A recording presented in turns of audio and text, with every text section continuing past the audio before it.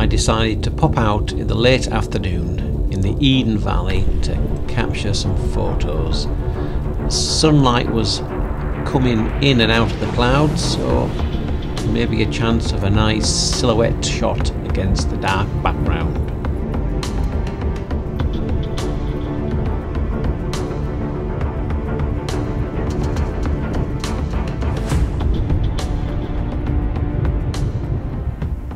Well, when I was driving by, I could see this tree here, and it was sunlight's gone off it now, but the sunlight was on it and the background was dark, so it was glowing against the this background landscape, which is in shadow now.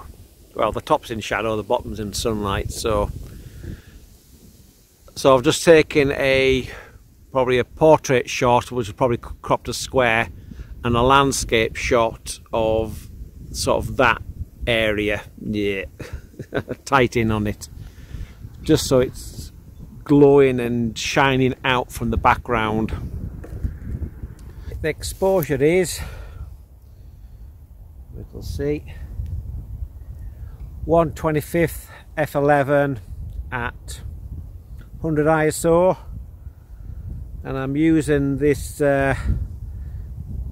where's it gone? Cheapo remote. See if that will focus on that. Can't see if it is.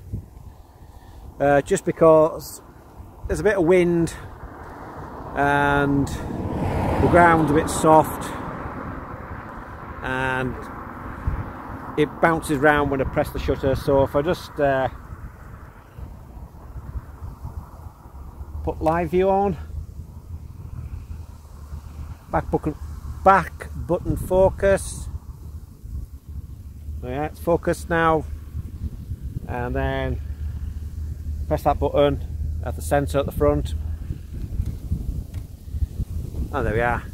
It saves you having to push the camera itself, and it also means I find that this camera's only got a 2-second timer or a 10-second timer, and sometimes with a large lens 2-second timer is not enough and it bounces around. It takes a while to settle down. So, oh, there's a tractor coming.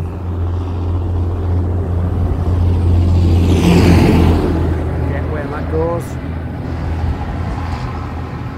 So it's clouding again now, so I think I'll probably lose this this directional light and this dark background.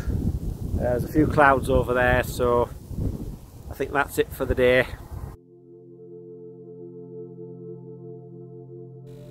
The best frame out of this, where the background was dark, was a landscape orientation one, so I decided to crop it to square to emphasize light on dark.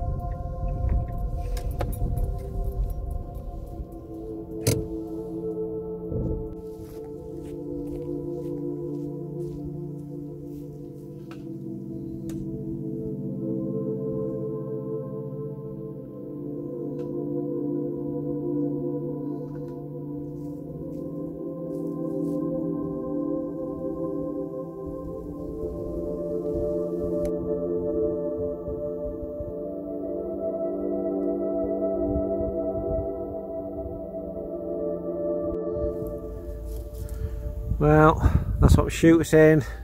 Bookend with that little bush and that bush there. Just waiting for the light to happen, but I don't think it's going to happen.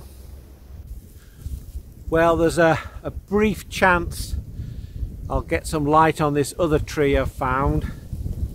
Same thing as before, I'm hoping the tree will be lit up, but the background will be sort of dark, moody hills behind.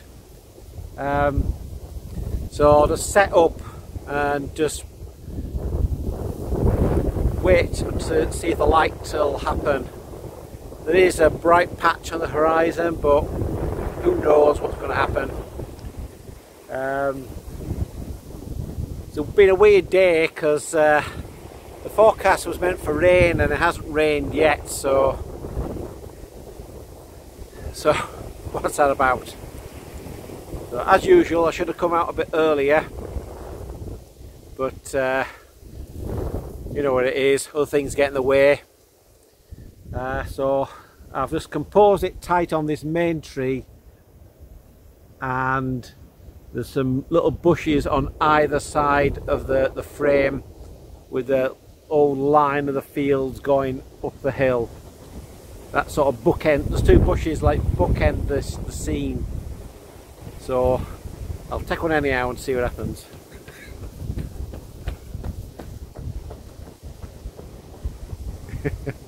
He didn't look well. Right, so there you have it.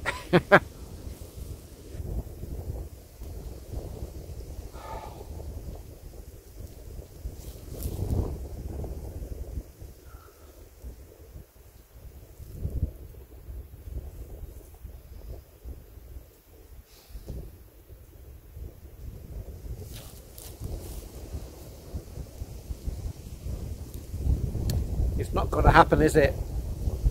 No. Should I move? Should I stay or should I go now? Who knows? That's one thing about landscape photography, is you never know when to give up. And you should always stay to the bitter end, even though it is bitter. I think I may have over-processed this. What do you think? Please send me a comment.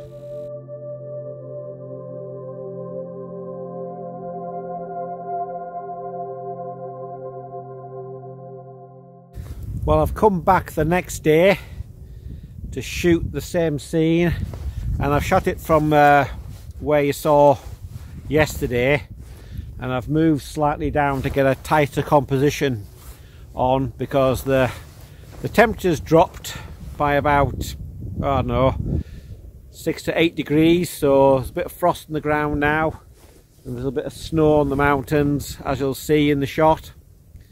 So hope you like this shot. I was here earlier, but I forgot my camera.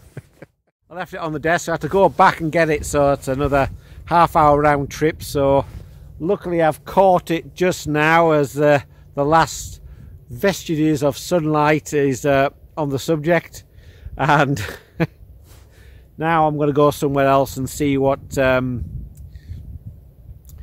else I can get, and hopefully we might get a bit of colour in the sky. But it's sort of, it's clear blue sky. There's a few clouds over the mountains in the on the west, over the Lake District, but there's not much clouds around here, so I'll just sort of head up the hill and see what's been lit by the dying embers of the sun. I put a polarizer on it just because with the clear conditions and the subject being at 90 degrees from the sun, it should get a bigger effect. And I've slightly overexposed it just to shift the whole histogram to the right. I haven't gone as far as I could go. I've just, you know, I'm sort of a quarter of a stop back from sort of like placing the tonal curve near the extreme highlight point, just so I've got a bit of leeway. I can play with the tones and stuff, you know.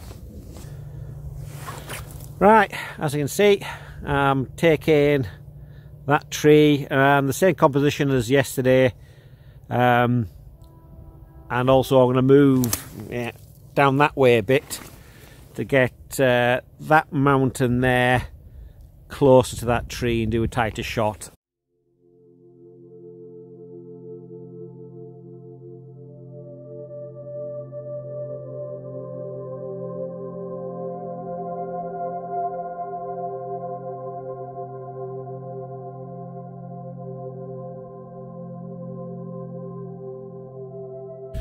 Well, I saw this this tree there on the horizon, and I thought I'd photograph that. It may be better later on when there's a bit more colour in the sky, but because there's a little bit of light just hitting it at the moment, I thought I'd shoot it both horizontally and as a portrait shot with a polarizer on, just because it brings out more tonality in the sky.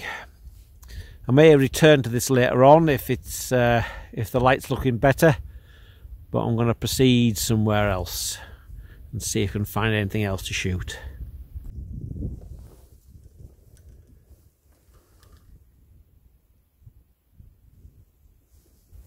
Just using this infrared remote to fire the shutters off.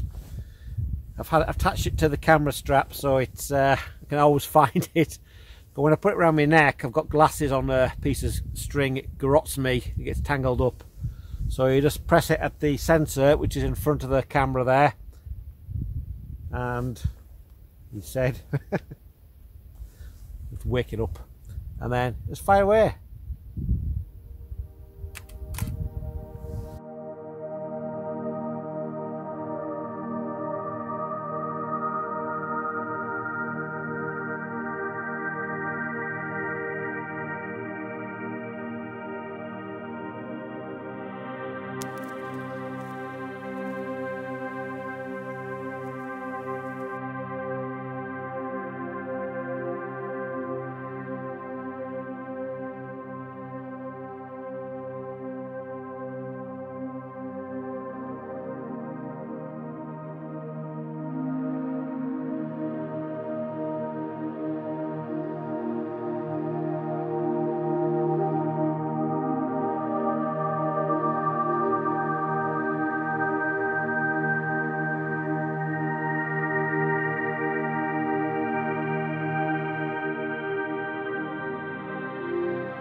Thanks for watching this video.